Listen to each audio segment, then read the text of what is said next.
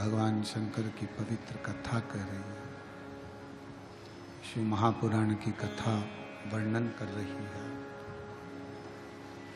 भगवान शिव ने गंगा को अपने मस्तक पर लिया।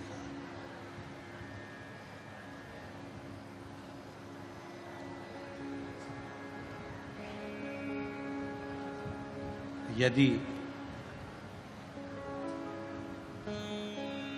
जगत कल्याण की अगर कोई बात करे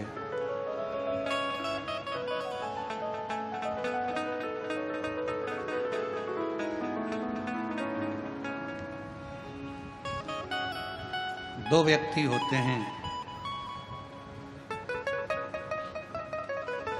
एक होता है ज्ञानी, दूसरा होता है अज्ञानी।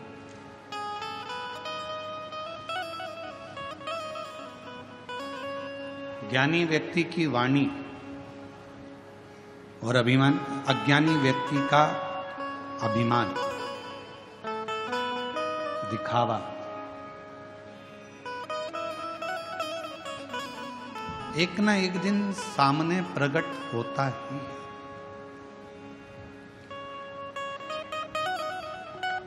ज्ञानी की वाणी आपको बता देगी कि आप सामने वाला व्यक्ति कितना ज्ञानवान है।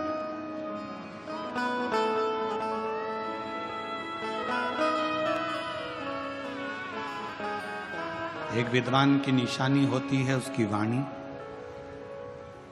वो वाणी उसकी बता देती है कि इसमें कितनी विद्वत्ता है। बट वृक्ष की छांव बता देती है कि बड़ का पेड़ कितना पुराना है। उस बड़ के पेड़ के नीचे की शांति बता देती है कि उसके नीचे शीतलता कितनी है। उसी तरह एक विद्वान व्यक्ति की वाणी आपको बता देती है कि उसकी वाणी की शीतलता कितनी है और उसके चरणों का सुख कितना है। अज्ञानी का दिखावा और ज्ञानी की वाणी। जैसे ही गंगा मैया पृथ्वी पर आ रही थी और भगवान शंकर ने गंगा जी को मुख ऊपर कर कर देखा तो गंगा कल कल कल कल की ध्वनि कर कर पृथ्वी पर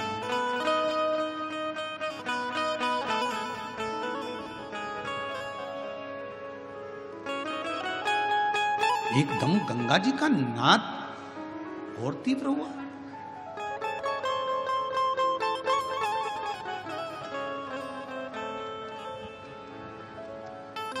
और गंगा जी का नाद एकदम जब तीव्र हुआ तो शिव जी ने फिर शीश को ऊपर करा और गंगा जी को देखा।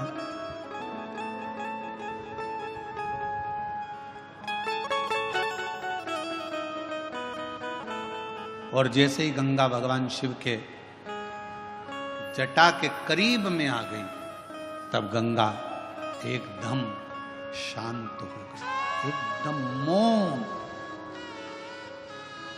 एकदम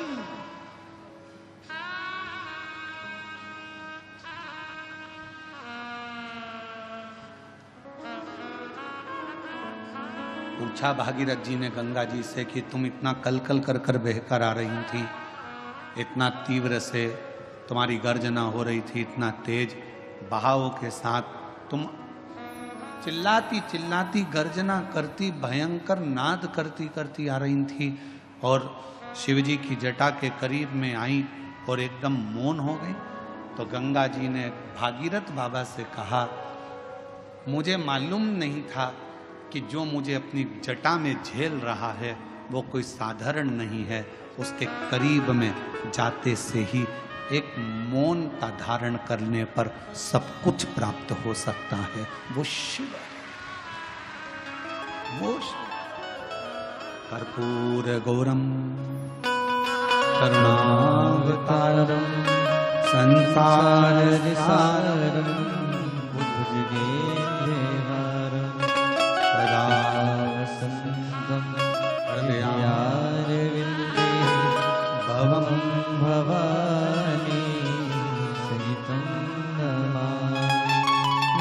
नमः शिवाय।